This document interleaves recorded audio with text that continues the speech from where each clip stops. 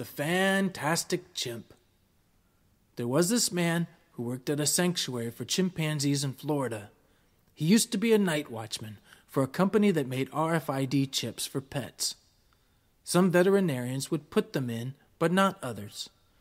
Some vets thought it ridiculous to put a chip inside an animal in order to keep track of it. One vet said, "I saw Gattaca once. It was nice."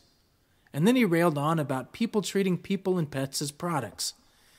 "People will be fucking idiots if you let them," said the vet.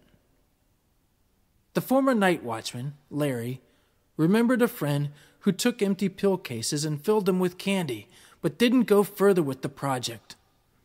It's good when cleverness sees a red light and stops, thought Larry.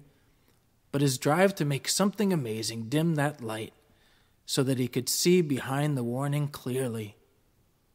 What he saw was a way to take prions that allowed a cognitive ability to speak and inject them into the brain.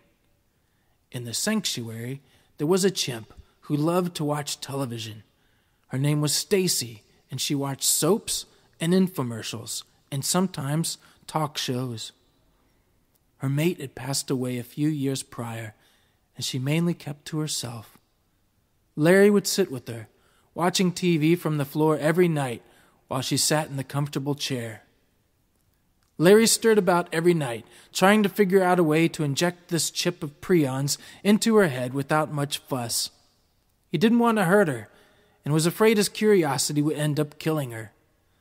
Then, a commercial for a flea and tick spray came on the television, followed by a light bulb in his head. He would put the chip inside a tick, let it rest upon her head, let the tick burrow in, and wait until it filled with blood.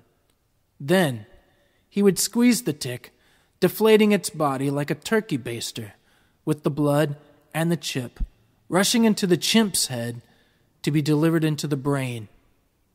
He was nervous that night, but it worked. Furthermore, he looked like a hero to Stacy for taking off the tick. He sat and waited to see if anything at all, would happen. 2 hours later, she turned to him and just stared. Larry started to cry, knowing he'd done wrong. And then she said, "I'd really like to watch TV alone if you don't mind."